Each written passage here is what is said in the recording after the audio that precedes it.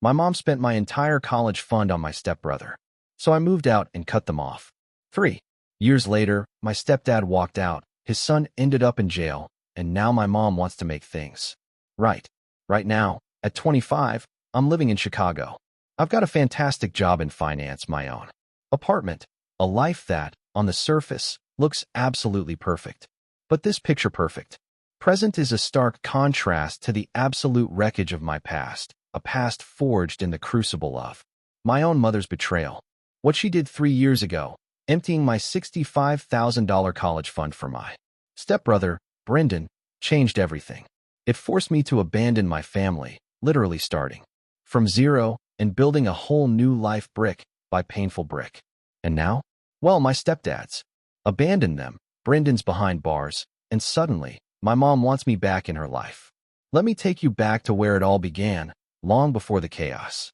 I grew up in a small house in suburban Portland with just my mom, Rachel. My dad, he died when I was only 8 after a short, brutal fight with pancreatic cancer. His death shattered us both, but especially my mom.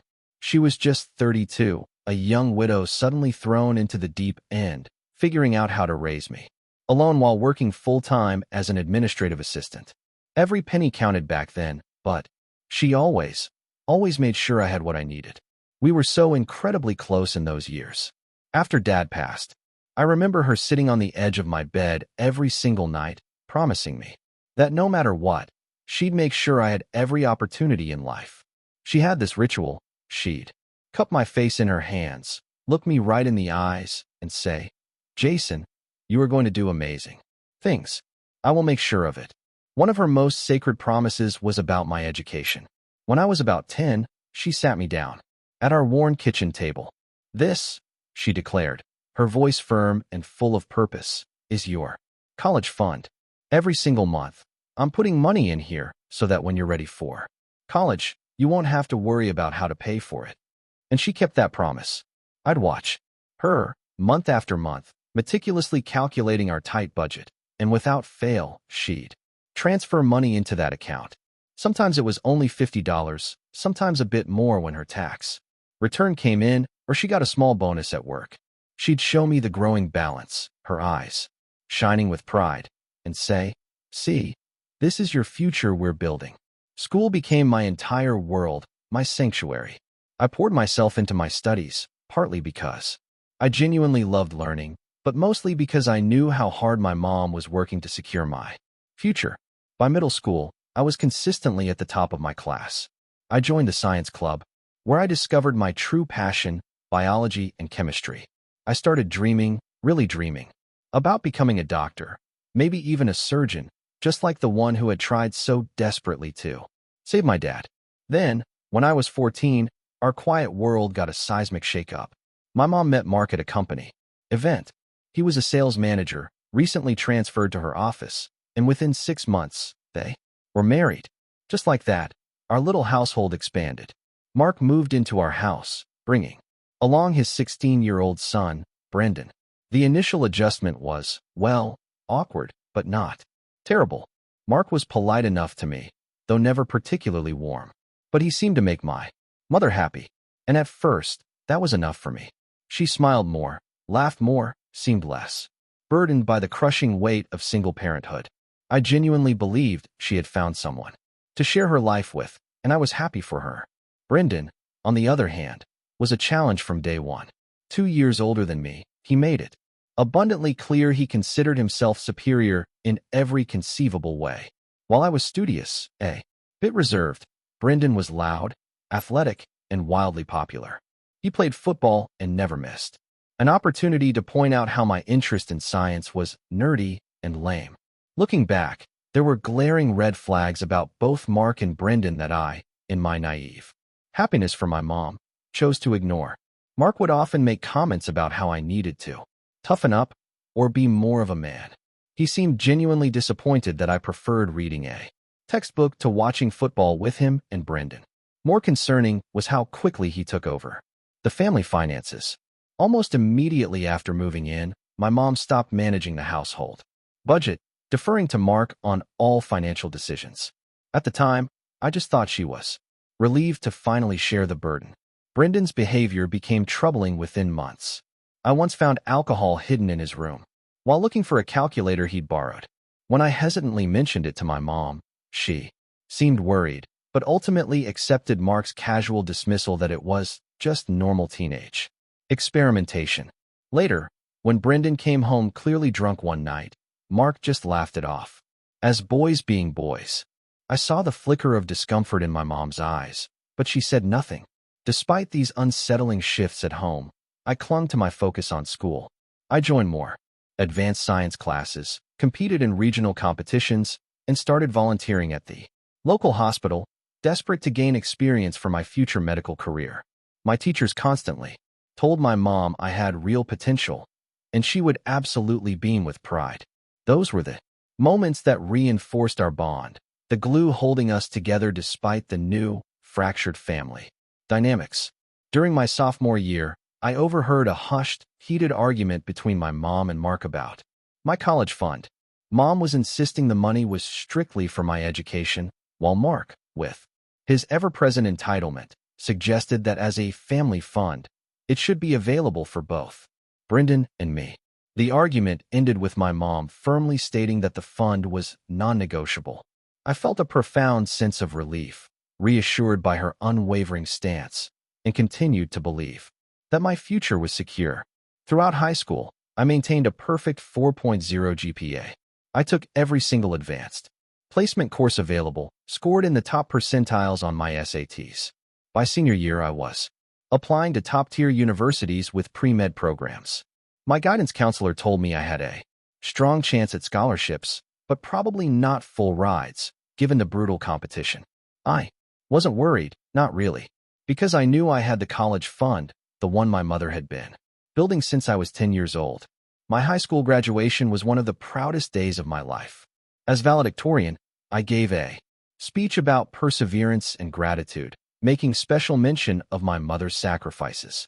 I saw tears in her eyes as I spoke, and for a fleeting moment, everything felt right again. Mark and Brendan sat stiffly in the audience, offering only perfunctory congratulations afterward, but honestly, I hardly noticed them. What truly mattered was that I had been accepted to Jefferson University, one of the top schools on my list, with a partial scholarship. The remaining tuition and expenses, they would be covered by that college fund, which had grown to approximately $65,000 over the years. That summer before college was electric with anticipation. I worked at the local pharmacy, started shopping for dorm essentials, and eagerly discussed my upcoming courses with my mom. She seemed distracted at times, her thoughts miles away, but I chalked it up to the natural anxiety of sending her only child off to college. I had no idea, absolutely no idea, that a devastating betrayal was about to shatter everything I thought I knew about my family and my future. August arrived, bringing with it a whirlwind of last-minute college preparations. With only 3 weeks left before I was scheduled to move into my dorm at Jefferson University, I sat down at our kitchen table, ready to finalize my financial arrangements. Mom was at work, and Mark and Brendan had gone to a baseball game, so I had the house to myself.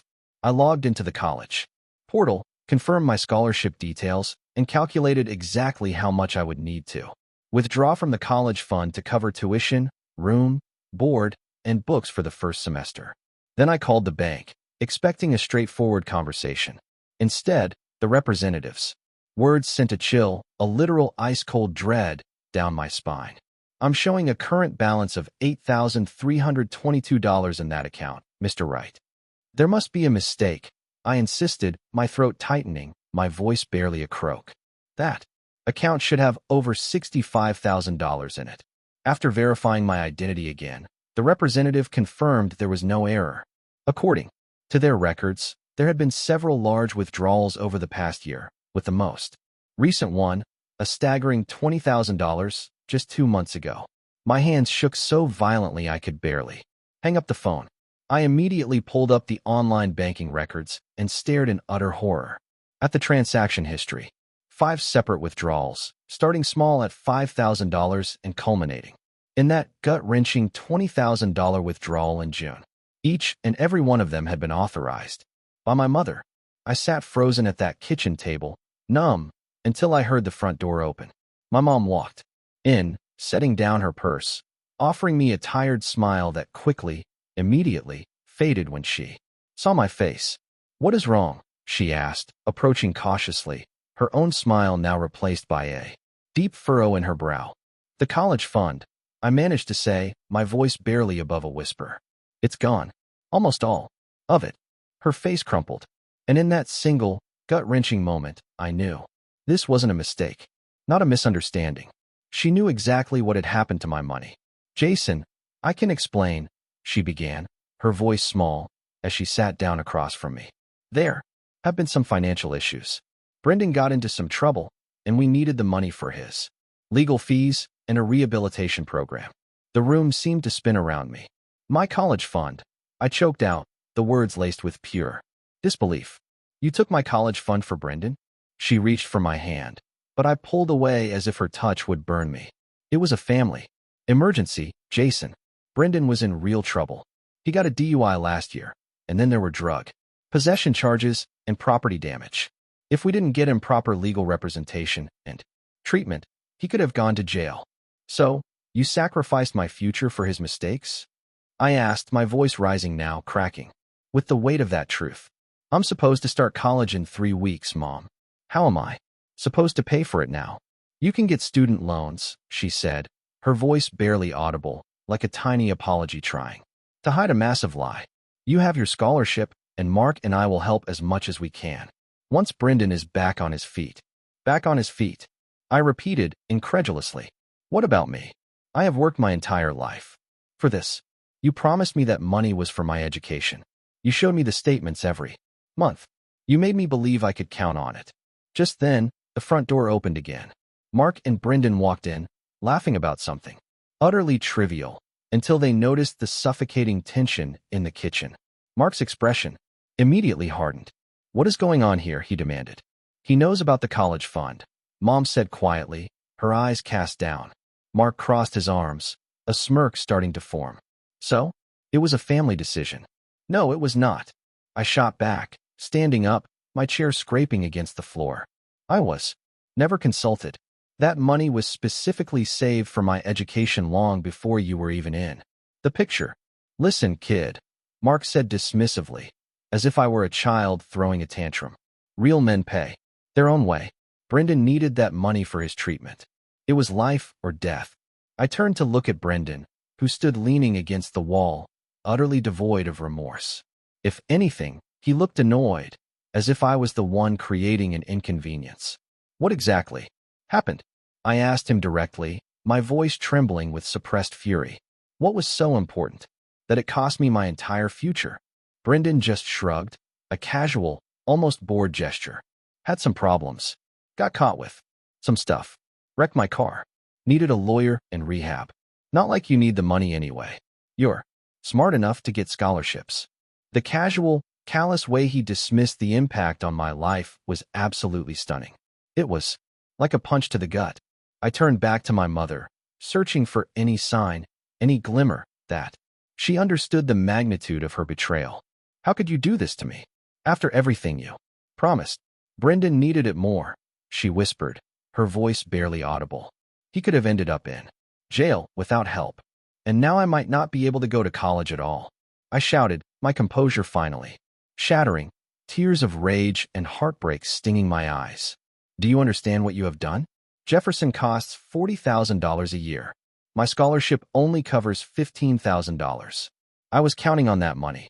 "Mom, you knew that."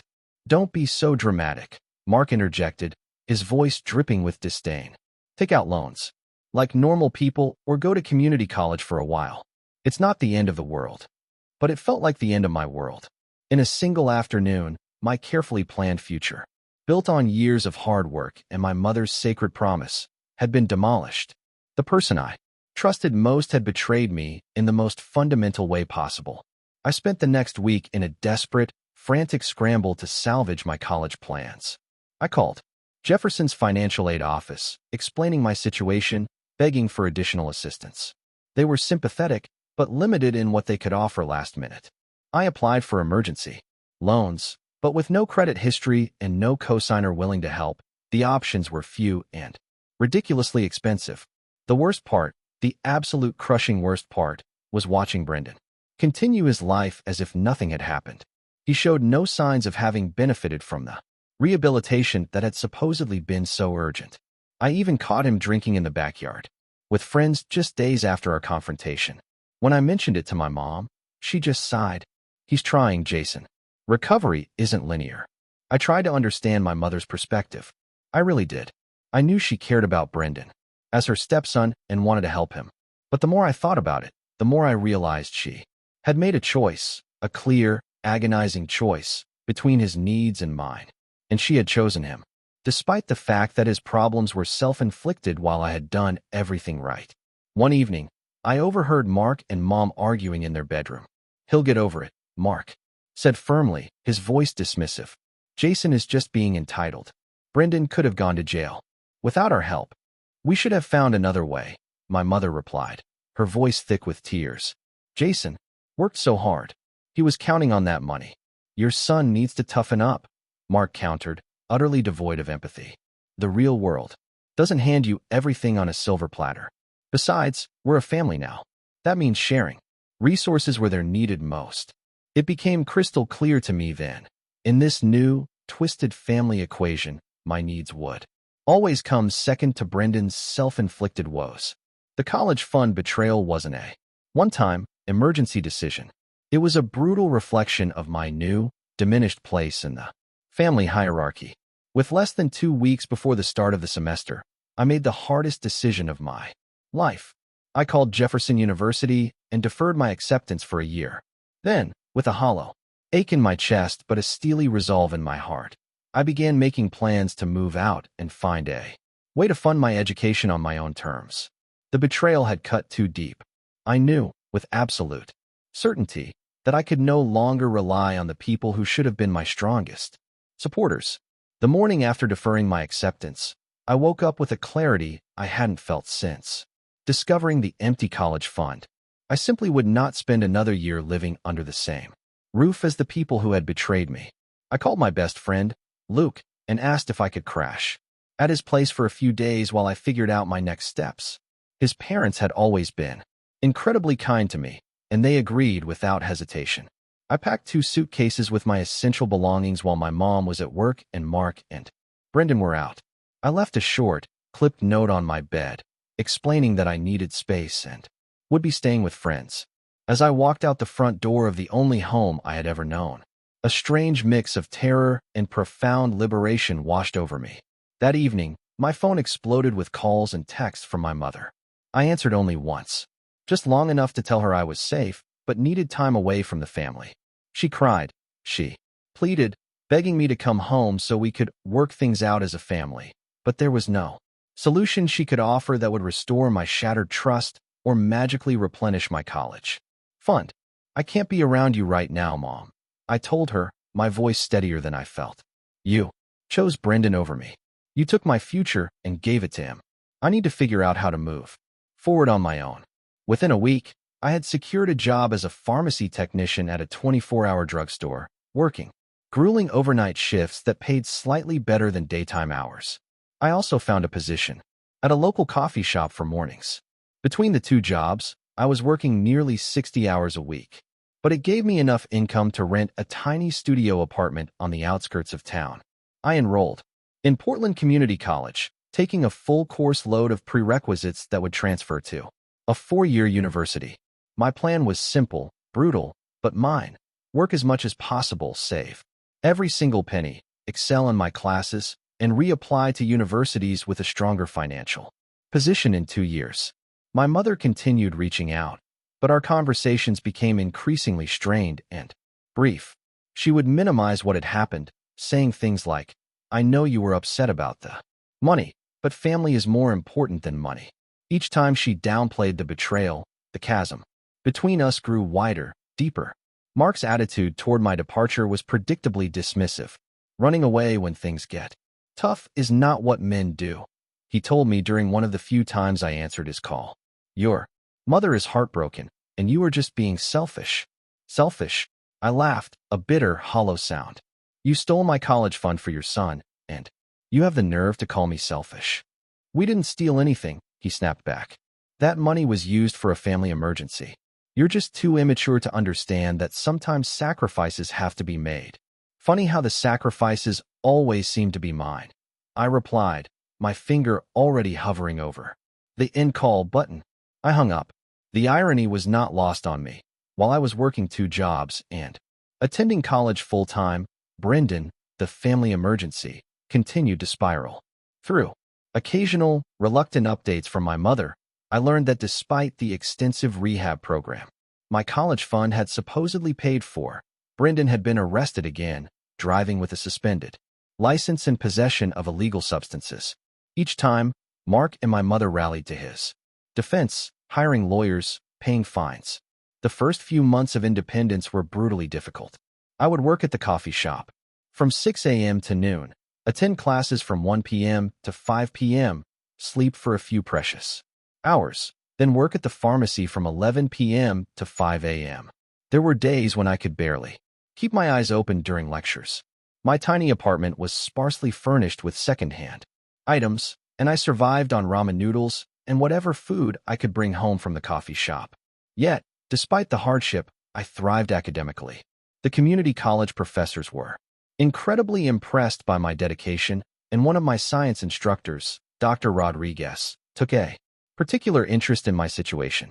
She helped me apply for additional scholarships and introduced me to research opportunities that would strengthen my eventual transfer applications. You have a fire in you that many students lack, she told me after I aced her organic chemistry final. What happened to you was unfair, but you are turning it into fuel that will take you far. Holidays were the hardest. That first Thanksgiving, I worked a double shift at the pharmacy. Rather than face invitations from either my family, which I completely ignored, or friends who would be with their families, Christmas brought a tearful visit from my mother, who came to my apartment bearing gifts and pleas for reconciliation. Please, Jason, come home for Christmas dinner, she begged, tears streaming down her face. It's not the same without you. Home? I questioned, the word tasting like ash in my mouth. That house stopped feeling like home the moment you decided my education was less important than Brendan's legal problems. I made a mistake, Jason, she admitted, her voice choked. I should have found another way. But I was scared for Brendan, and Mark was so insistent. You were my only parent, I told her, not bothering to hide my profound pain. You were supposed to protect my interests, not sacrifice them for your new family.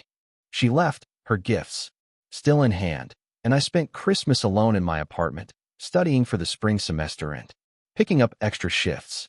By the end of my first year at community college, I had saved nearly $10,000 and maintained a perfect 4.0 GPA.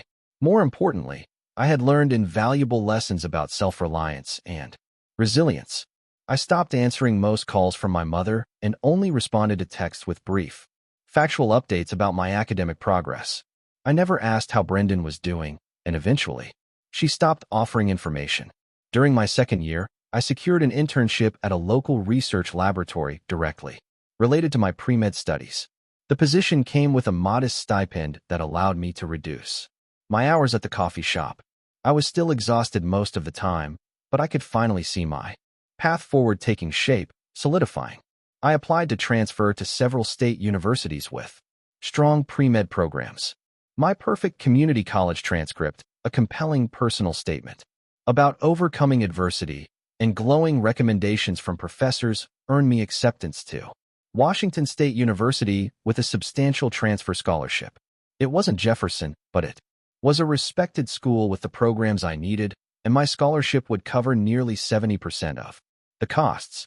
2 years after the betrayal, I packed up my small apartment, ready to move to Washington. I had saved enough for the remaining tuition and a small apartment near campus. I would still need to work part-time, but for the first time in 2 years, I could focus primarily on my education, rather than mere survival. The night before I left Portland, my mother showed up at my apartment, unannounced. She looked older than I remembered, with new, deep lines around her eyes and mouth. I heard from Dr. Rodriguez that you're leaving for Washington tomorrow, she said, her voice soft. I couldn't let you go without saying goodbye. I invited her in reluctantly, watching as she took in the sparse surroundings that had been my home for 2 years. "I'm proud of you," she said softly. "What you've accomplished on your own is remarkable. I shouldn't have had to do it on my own," I replied, not unkindly, but firmly. "That was never the plan." "I know," she whispered, her eyes filling. "And I will regret that decision for the rest of my life." We talked for an hour, the most substantial conversation we had had in 2 years. She told me Brendan had dropped out of the local college where he had briefly enrolled after his legal troubles. Mark was increasingly controlling of their finances, and their marriage was strained, a constant battle. I listened, but offered no advice or sympathy. When she left, she hugged me tightly, and I allowed it, though I didn't fully return the embrace. As I drove to Washington the next day, I felt as though I was truly closing a chapter of my life. The betrayal would always be part of my story, a deep scar, but it would not define my future. I had proven to myself and to everyone else that I could succeed on my own terms. The road ahead would be challenging, but for the first time in 2 years, I felt genuinely hopeful about what lay ahead. Washington State University offered me more than just academic opportunities. It provided a much-needed fresh start in a place where no one knew about my family drama or the betrayal that had altered my life path. For the first time in years, I could introduce myself as just Jason, a transfer student with a passion for medicine, rather than the kid whose mom stole his college fund. I moved into a small but decent apartment about a mile from campus with a roommate named Tyler, who was also a transfer student. Tyler was studying computer science and worked part-time in the university IT department. We clicked immediately, bonding over late-night study sessions and our shared experiences of having to work harder than most of our classmates to afford our education. "So what brought you to WSU?" Tyler asked during our first week. I hesitated, then decided on a simplified version of the truth. Financial issues forced me to start at community college. I worked for 2 years to save up enough to transfer here. Tyler nodded appreciatively. "Respect, man. Most people would have just taken out massive loans or given up. Takes grit to do what you did." That simple acknowledgement of my struggle meant more than Tyler could ever know. In my previous life, surrounded by Mark's dismissive attitude and Brendan's endless entitlement, my hard work had been treated as expected rather than exceptional. Here, it was valued. I maintained my rigorous academic schedule, but with my improved financial situation, thanks to scholarships and savings, I only needed to work 20 hours a week at a campus research lab, instead of the 60-plus hours I had been working in Portland. This gave me time to join the pre-med society and volunteer at the University Medical Center, both crucial experiences for medical school applications. For the first time since the betrayal, I also had time for friendships. Besides Tyler, I grew close to several classmates in my advanced biology courses. We formed a study group that met twice weekly, pushing each other to excel and celebrating our achievements. Together, these people knew nothing about my past and accepted me for who I was now. The relief of that fresh start was immeasurable. Occasionally, I would receive texts from my mother. I responded politely but briefly, never sharing details about my new life or asking about hers. She sent a care package once with homemade cookies and a card telling me how proud she was of me. I thanked her, but did not reciprocate by sending anything back. The wall I had built remained firmly in place. About 6 months into my time at WSU, I received a surprising call from my Aunt Lena, my mother's sister who lived in Seattle. We had never been particularly close, but she had always been kind to me at family gatherings. "Jason, how are you doing? I've been thinking about you," she said when I answered. We caught up briefly on my studies before she carefully broached the real reason for her call. "I saw your mom last weekend," she said. "She told me a bit about what happened with your college fund." I tensed immediately. "Did she send you to plead her case?" "No, not at all," Aunt Lena assured me, her voice softening. "Actually, I told her I thought what she did was wrong. Family loyalty is important, but what happened to you was not fair." The validation, coming from a family member, was unexpected and oddly emotional for me. "Thank you for saying that." I managed my voice a little thick. "I just wanted you to know that not everyone in the family thinks you overreacted," she continued. "And I wanted to check if you need anything. I know you're making it on your own, but Everyone can use support sometimes. Though I didn't need financial help at that point, Aunt Lena's offer opened the door to a relationship I hadn't realized I needed.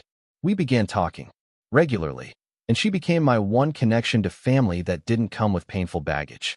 Through Aunt Lena, I occasionally heard updates about my mother and her household. Brendan had apparently dropped out of the local community college despite having been given the financial support that should have been mine. He was working sporadically at various retail jobs, but never keeping them for long. According to Lena, my mother seemed increasingly unhappy, though she rarely complained directly about her marriage or stepson. Meanwhile, my own life continued to improve. At the end of my first year at WSU, I was offered a position as a teaching assistant for an introductory biology course, which came with a stipend that further eased my financial situation. My professors recognized my potential and began mentoring me more closely, offering research opportunities that would strengthen my eventual medical school applications. I also started dating a nursing student named Sarah, my first serious relationship since the family betrayal. Building trust didn't come easily to me anymore, but Sarah was patient and understanding as I gradually opened up about my past. "You went through something really traumatic," she said one night after I had finally shared the full story. Not just the loss of the money, but the breach of trust from the person who was supposed to protect you. "It makes sense that you have walls up." Her insight helped me recognize that my issues with trust extended beyond just my relationship with my mother. I had become guarded in all my relationships, always waiting for the other shoe to drop. With Sarah's encouragement, I started seeing a therapist through the University Counseling Center, Dr. Winters. Dr. Winters helped me process the anger and hurt I had been carrying. "What happened to you was a significant betrayal," she acknowledged in one of our early sessions. "You have every right to your feelings about it, but carrying this much anger also takes a toll on you." Through weekly sessions, I began to understand that while I couldn't control what had happened, I could control how much power I gave it over my present and future. I learned to set boundaries without building impenetrable walls, to trust cautiously rather than not at all. By the time my graduation from WSU approached, I had transformed in ways that went far beyond academics. I had a 3.95 GPA, strong medical school prospects, a healthy relationship, genuine friendships, and a much better understanding of myself. I had created a chosen family of people who supported and valued me. The week before graduation, I received an email from my mother asking if she could attend the ceremony. It was the first time in nearly 3 years that she had suggested seeing me in person. I discussed it at length with Dr. Winters before responding. "What do you want?" Dr. Winters asked me. "Not what you think you should want, or what would make your mother happy, but what would be best for you." After careful consideration, I decided I wasn't ready for that step. I replied to my mother with a kind but firm message, explaining that I preferred to celebrate this achievement with my friends and mentors who had been part of my journey at WSU. I did not mention that Aunt Lena would be attending as my family representative. The day of graduation was sunny and perfect. As I sat among my fellow graduates, listening to the commencement speech, I reflected on how different my path had been from what I had planned. The betrayal that had seemed like the end of my dreams had instead forced me to discover strengths I never knew I possessed. When they called my name and I walked across the stage to receive my diploma, the cheers from Tyler, Sarah, and my other friends were all the validation I needed. After the ceremony, Aunt Lena hugged me tightly. "Your parents would be so proud," she said, referring to my father who had passed and the mother I had once known. "I know I am." That evening, as we celebrated at a local restaurant, I received a text from my mother. "Congratulations, Jason. I know how hard you worked for this. I love you." For the first time in years, I responded with more than just a polite acknowledgement. "Thank you. That means a lot." It was a small step, but a significant one. As I looked around at the people who had chosen to be part of my life and whom I had chosen in return, I realized that family could be defined in many ways. The painful lessons of the past had led me to create something valuable and genuine. I had not just survived the betrayal. In many ways, I had thrived because of it. The news came on a rainy Tuesday in October, nearly 6 months after my graduation from WSU. I had secured a position as a research assistant at a prestigious medical research facility in Seattle, a job that would strengthen my medical school applications while providing a stable income. I was sharing an apartment with Tyler, who had also found work in the area, and things with Sarah were serious enough that we were discussing moving in together the following year. I was in the lab running tests when my phone vibrated with a call from Aunt Lena. This was unusual. We typically scheduled our calls in advance due to our busy schedules. "Jason, do you have a minute?" Her voice sounded strained, a tightness I immediately recognized as alarm. "Of course. Is everything okay?" I stepped away from my workstation into the quieter hallway. "It's about your mother," she said hesitantly, and my stomach clenched. "There has been a situation. Mark left her about a month ago. Apparently, he cleaned out their joint accounts before disappearing." The news landed like a physical blow. Despite everything, the years of pain, the distance, I had never wished this kind of hardship on my mother. "Left? As in divorce?" I asked, trying to process the information to find a frame of reference. "No formal divorce yet, but yes, he's gone. Rachel only told me yesterday. She's been trying to handle it on her own, but things are bad, Jason. Really bad." Aunt Lena explained that Mark had been making increasingly risky investments over the past year, losing substantial amounts of money. When his business partners began asking difficult questions about missing funds, he had simply withdrawn everything from the joint accounts he shared with my mother and vanished. The house was facing foreclosure, and my mother was overwhelmed with debt she hadn't even known existed. "What about Brendan?" I asked, surprised by my own concern for my stepbrother, even after everything. Lena's voice grew even more somber. "That's the other part of this mess. Brendan is in jail. He was arrested 3 months ago for fraud and drug distribution. From what Rachel told me, he's been involved in some serious criminal activities for quite a while." I leaned against the wall, stunned by how completely the family unit that had once betrayed me had fallen apart. "Has she tried to contact me about this?" I asked, already knowing the answer. "No," Lena confirmed. "She specifically asked me not to tell you. She says you've been through enough because of her mistakes. But Jason, she's not well. Beyond the financial problems, her health is suffering. The stress has triggered some serious issues with her blood pressure and heart." "What is she doing for money?" "For housing." Despite 3 years of distance, these basic concerns for my mother surfaced immediately, almost instinctively. "She's working extra shifts at her job, but it's not enough.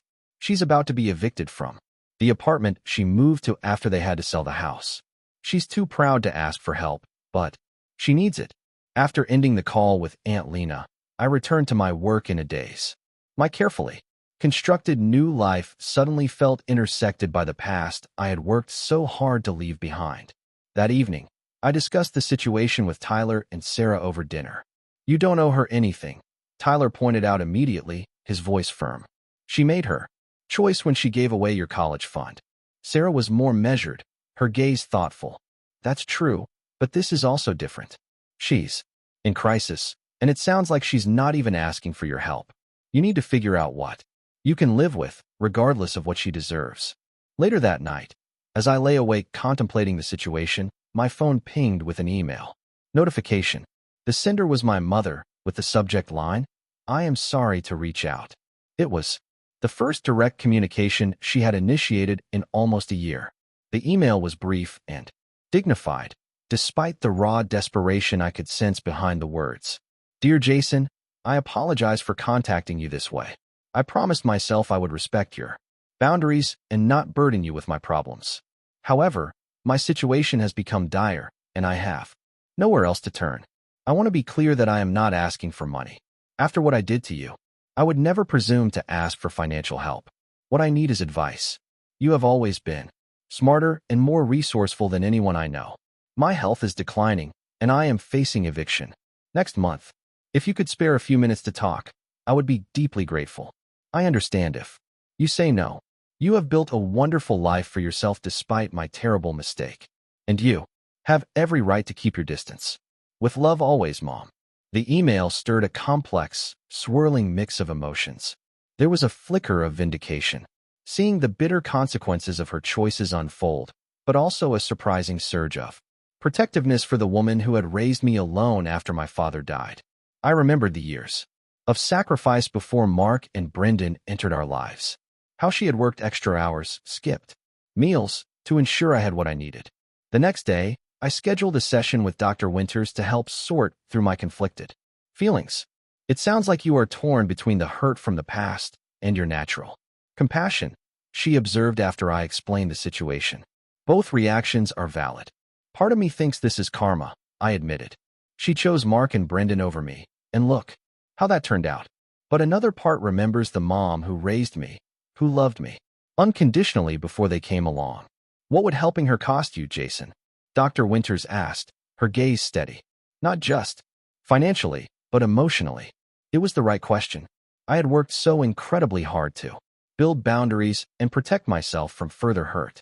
Re-engaging with my mother meant risking more pain. Yet, completely turning my back on her in this moment of crisis didn't feel like something I could live with either. I think I need to at least talk to her. I finally decided. The words a difficult concession. Set clear boundaries, but hear her out. After discussing it further with Sarah and Aunt Lena, I replied to my mother's email with a suggestion to meet at a coffee shop halfway between Seattle and Portland that weekend. The neutral location was intentional. I wasn't ready to invite her into my home or to step back into any space that belonged to her. In the days leading up to our meeting, memories from my childhood flooded back. I remembered my mother teaching me to ride a bike, staying up all night when I had the flu, helping me with science fair projects. But then the other memories would crash in, her face when she admitted to giving away my college fund, the cold, hard fact of how she had chosen to protect Brendan at my expense. Both versions of my mother were real, and I struggled to reconcile them. As I drove to the meeting point that Saturday, I reminded myself of the boundaries I had decided to maintain. I would listen, offer advice if I could, but keep emotional distance. This was not a reconciliation. It was a response to a crisis, nothing more. When I arrived at the coffee shop, I almost didn't recognize the woman sitting alone by the window. My mother had aged what looked like 10 years in the 3 since I had last seen her. Her once vibrant brown hair was now streaked with gray, her face lined with stress and exhaustion. She had lost weight she could not afford to lose, and her hands trembled slightly as she raised her cup to her lips. Seeing her physical decline hit me harder than I had anticipated. Whatever anger I still harbored, this was still the woman who had once been my entire world. I took a deep breath and walked to her table, ready to face whatever came next in this complicated, agonizing family story. Jason, my mother's voice quavered as she stood to greet me. She hesitated clearly, unsure whether to attempt a hug. I made the decision for her by extending my hand for a handshake. Instead, the formality clearly pained her, but she accepted it with a nod. Thank you for coming, she said as we both sat down. I didn't expect you to. I studied her more closely across the table. The physical changes were even more apparent up close. Dark circles shadowed her eyes, and her complexion had a grayish undertone that concerned me as a medical professional in training. Aunt Lena said you were having health issues, I said, starting with the most immediate, concrete concern rather than diving into the emotional minefield between us. She waved a dismissive hand. High blood pressure, heart palpitations. The doctor says it's stress-related. Nothing to worry about. Those are serious symptoms, I countered. Are you on medication? I have prescriptions, she admitted, her voice soft. But with everything else, sometimes the copays are difficult. The idea that my mother was choosing between medication and other necessities was deeply disturbing. Whatever had happened between us, I did not want her health to suffer. Tell me what happened with Mark, I said, shifting to the central issue, the full story. She took a deep breath and began speaking in a measured, almost rehearsed tone, as if she had been practicing this explanation for weeks. Looking back, there were warning signs from the beginning. Mark always insisted on controlling our finances.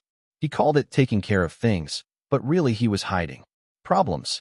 About a year ago, I discovered he had taken out a second mortgage on the house without telling me. When I confronted him, he claimed it was for investments that would make us wealthy. She paused, taking a sip of her coffee with slightly trembling hands. Then there were calls from Creditors I knew nothing about. Bills for credit cards I never used. When I pressed him, he would get angry, accuse me of not trusting him. Eventually, I learned he had gambling problems and failed business ventures. By then, we were drowning in debt. And he just left? I asked, still struggling to comprehend the sheer scale of the abandonment. His business partners were threatening legal action. Something about misappropriated funds. One morning, I woke up and he was gone. So was every dollar in our accounts. He left a note, saying he was sorry and would make it up to me someday. A bitter, hollow laugh escaped her. The bank foreclosed on the house. I had to sell most of our possessions to afford a small apartment. I processed this information, feeling a complicated mix of emotions, a cold satisfaction at Mark's comeuppance, but also a profound sadness for my mother. What about Brendan? Aunt Lena mentioned he is in jail. At this, my mother's composure finally cracked. Tears welled in her eyes. Brendan has been in trouble for years. Much worse than I ever told you. The rehabilitation program we sent him to, he left after 2 weeks. The legal issues continued. Drugs mostly, but then fraud. He was stealing identities, credit card numbers. He claims Mark taught him how. She wiped her eyes, her face blotchy. He's serving a 3-year sentence. So the money from my college fund, it didn't even help him, I stated flatly, the bitter truth sinking in. No, she whispered, her voice a raw confession. It did not. Nothing helped him because he did not want help. And I destroyed your trust for nothing. The raw, brutal honesty of this admission hung heavy between us. For 3 years, I had imagined confronting my mother about the betrayal, demanding explanations and apologies. Now that the moment had arrived, I found myself wanting to understand more than to accuse. Why did you do it, Mom? Really? Was Mark that persuasive? She closed her eyes briefly, then met my gaze directly, her own eyes filled with a grief that seemed to consume her. I could blame Mark. He was manipulative and controlling. But the truth is, I made the choice. I convinced myself that you would be fine because you were always so capable. Brendan was troubled, and I thought if we just gave him enough support, he would turn things around. She reached for a napkin to dab at her eyes. Mark made me feel like I was failing as a mother to Brendan if I didn't help him. He would say things like, a real mother would do anything for her child. And somehow I let that override my duty to you. Her voice broke completely. It was the worst mistake of my life, Jason. I betrayed the one person who never gave me any reason to doubt or worry. The naked truth of her admission was both painful and strangely healing. For years, I had wondered if she truly understood the magnitude of what she had done. Now I knew she did. Brendan told me right before he was sentenced that he had pressured Mark to ask me for the money. She continued, her voice still trembling. He knew about your college fund. He said he thought it was unfair that you had money saved, and he didn't. He admitted he never really needed rehab. He wanted the money for a car and to pay off drug debts. My jaw tightened at this revelation. The betrayal was even worse than I had understood. Not only had my college fund been taken, but it had been squandered for selfish reasons rather than for the life-or-death emergency it was claimed to be. Do you have any contact with Brendan now? I asked. He calls sometimes asking for money for his commissary account. I send what I can, which is not much. She looked down at her hands. Old habits die hard, I guess. I took a deep breath, organizing my thoughts. I appreciate your honesty today. I've spent 3 years wondering if you ever truly understood what you did to me. I understand, she said quietly, her eyes pleading with mine. I destroyed your trust. I forced you to struggle when I had promised to support you. There is no excuse for what I did. No, there is not. I agreed, my voice firm. But I didn't come here today to make you feel worse. You said you needed advice about your situation. She straightened slightly, a glimmer of her old self returning, though fragile. Yes, I am. Facing eviction next month. My salary covers basic expenses, but not the back rent I owe. The medical bills are piling up. I have nowhere to go. Jason, Lena would take me in, but her place is too small, and her husband isn't comfortable with the idea. What about legal recourse against Mark? He cleaned out joint accounts. That has to be illegal. The lawyer I spoke to said I could pursue it, but finding Mark would be the first challenge. And legal fees. She shrugged helplessly. I considered the situation carefully. What would genuine amends look like to you, Mom? If you could make things right, what would that mean? The question seemed to surprise her. I can't make it right, she said, her voice filled with despair. The money is gone. Your trust is gone. All I can do is apologize and try to rebuild whatever relationship you are willing to have with me. That's not what I asked, I pressed. If you could make amends, what would you do? She thought for a moment, her gaze far away, then met my eyes again. I would repay every cent of your college fund. I would respect whatever boundaries you set. I would prove, through actions, not just words, that I have learned from my mistakes. She looked up at me, a tear, tracking a clean path through the stress lines on her cheek. And I would never expect forgiveness. I would simply try to earn back a place in your life, however small. Her answer told me what I needed to know. She understood the depth of her betrayal and did not expect an easy resolution. This was not a manipulative plea for help, but a genuine acknowledgement of wrongdoing and a profound desire to do better. I need to be very clear about something, I said firmly, my voice steady. I am willing to help you with your immediate crisis. I can assist with finding housing and getting your health stabilized, but this does not mean everything is fixed between us. Trust takes years to build and seconds to break. Rebuilding it, if that is even possible, will take time. I understand, she said quickly, visibly relieved but also somber. I don't expect anything from you, Jason. The fact that you are even sitting here talking to me is more than I deserve. And I need to be clear about Brendan, I continued, making sure there was no room for misunderstanding. I will not help him. Not now, not when he gets out of jail. My assistance extends to you only. She nodded. That is more than fair. We spent the next hour discussing practical solutions to her immediate problems. I could help with enough rent to prevent eviction and ensure her medications were filled. We could look into housing assistance programs and legal aid for dealing with the aftermath of Mark's financial abuse. Small, concrete steps that would stabilize her situation without creating dependency.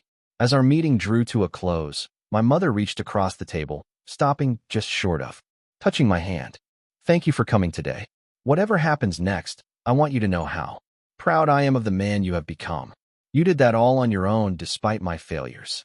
For the first time in our conversation, I allowed myself to acknowledge the complex, conflicting emotions her words stirred in me. Not entirely on my own, I replied softly. Before everything went wrong, you taught me about perseverance and hard work. Those lessons stayed with me even when you didn't. She smiled sadly at that, recognizing both the compliment and the criticism embedded in my statement. As we stood to leave, she asked hesitantly, would it be possible to talk again? Maybe a phone call in a few weeks. I considered the request carefully. Let's start with email. Small steps, Mom. Small steps. She nodded, accepting these terms with visible gratitude.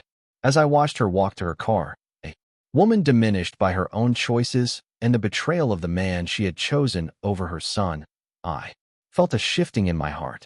Not forgiveness exactly, but perhaps the beginning of a path that might eventually lead there. Over the next 6 months, my relationship with my mother evolved into something I never expected. A careful, measured reconnection built on clear boundaries and honest communication. True to my word, after our coffee shop meeting, I helped her find affordable housing through a program for seniors and low-income individuals. I ensured her prescriptions were filled regularly and connected her with a community health clinic that offered care on a sliding scale. What I did not do was give her unlimited financial support or pretend that our relationship could immediately return to what it had been before the betrayal. Instead, we established a new normal. Weekly emails evolved into occasional phone calls. Eventually, I agreed to monthly dinners at a restaurant halfway between our homes. You look well, I told her during our third such dinner. It was true. With her housing stabilized and proper medication, some of the unhealthy, grayish pallor had left her complexion. She had gained back a few needed pounds. I feel better, she admitted. Having a routine again helps. And I started volunteering at the community center 2 days a week. It gives me purpose. This was one of the aspects of our new relationship that I appreciated most. My mother was not seeking to be rescued or supported indefinitely. She was actively rebuilding her own life, finding ways to contribute even as she accepted the limited help I was willing to provide. 2 months after Brendan was released from jail, he called me directly. I had not spoken to him since the day I discovered the empty college fund nearly 4 years earlier. "Jason, man, it's Brendan," he said when I answered, his voice overly casual, as if we were old friends. Picking up where we left off. "How's it going? What do you want, Brendan?" I asked, cutting to the chase, my voice flat. "Look, I know things were messed up before, but I'm trying to get back on my feet now. I thought maybe you could help me out with a place to stay for a while, or a loan to get an apartment. Mom said you're doing really well." The sheer audacity was almost impressive. "No, Brendan, I cannot help you. Come on, man. We're family," he pressed, a whine creeping into his voice. "No, we are not," I replied calmly. "You took my college fund and wasted it on cars and drugs. You lied about needing rehab. You are not my family. That was years ago. People change. I did my time." The entitlement in his voice confirmed that nothing had actually changed. "I wish you well, Brendan. I hope you figure things out, but it will not be with my help." I hung up and immediately called my mother to inform her of the conversation. "He called you?" "Oh, Jason, I'm so sorry," she said, sounding genuinely distressed. "I never gave him your number. He probably got it from your phone," I suggested. "The important thing is that we're on the same page. I cannot and will not help him." "I understand," she assured me.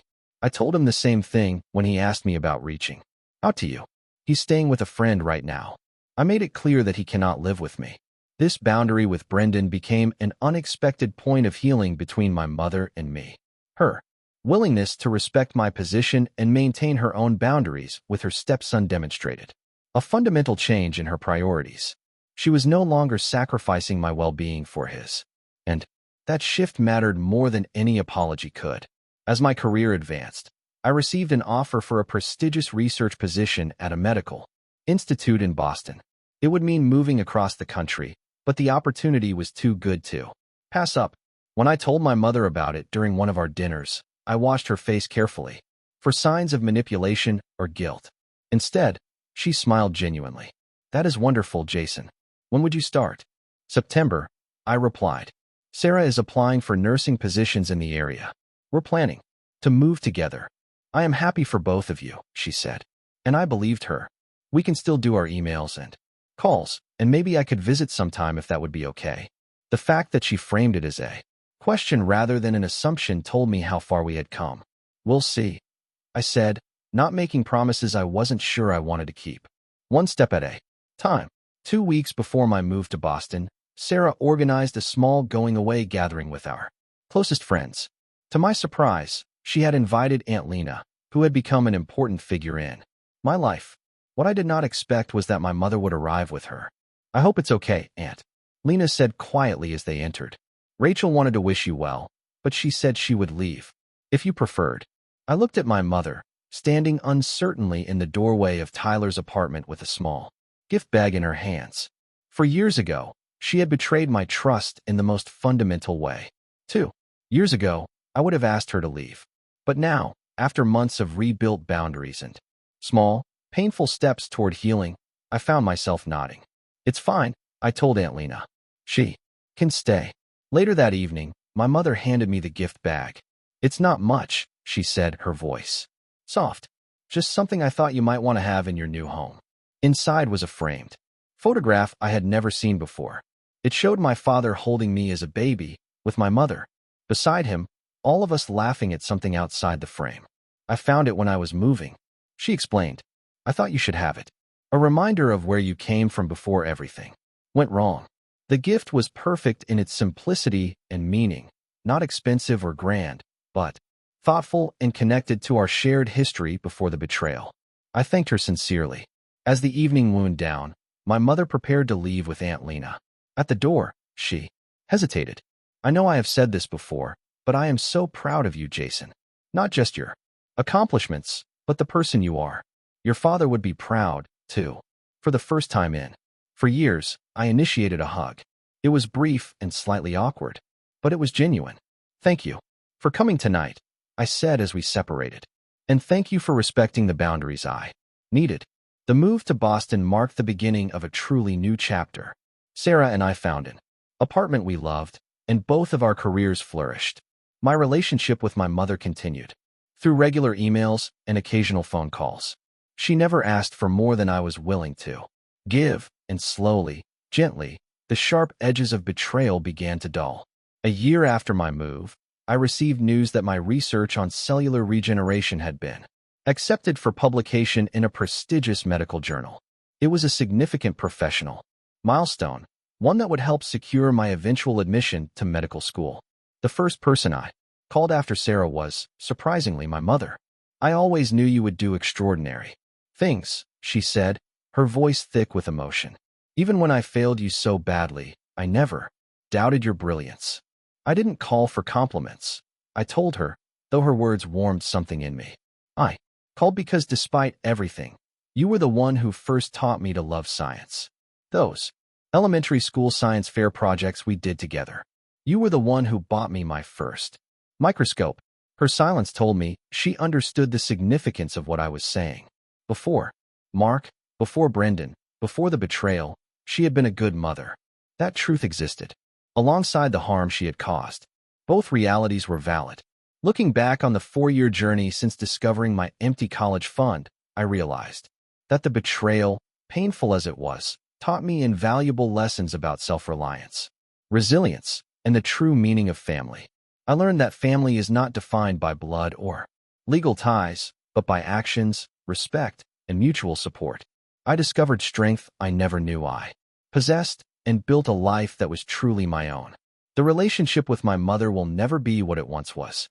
Trust, once shattered, never quite reassembles in the same pattern. But we have found a new way to connect, one built on honesty, clear boundaries, and the acknowledgement of both past harm and present growth. As for forgiveness, I've come to understand that it is not a single moment of dramatic absolution, but a gradual process of releasing anger and making space for new possibilities. I may never fully forgive the betrayal, but I have chosen not to be defined by it. In that choice lies a different kind of freedom. The most profound lesson from this journey is that sometimes walking away is not an act of cruelty, but of necessary self-preservation. Setting boundaries is not selfish, but essential. And rebuilding relationships after betrayal requires not blind trust, but clear-eyed awareness of both the past and the present. What's your experience with family betrayal? Have you ever had to cut ties with toxic family members to protect yourself? Drop a comment below sharing your story. If this resonated with you, please hit that like button and subscribe to hear more stories about overcoming family challenges. And if you know someone who might need to hear that it's okay to set boundaries with family, share this video with them. Thank you for listening to my story. And remember, the family that truly matters is often the one we choose, not just the one we are born into.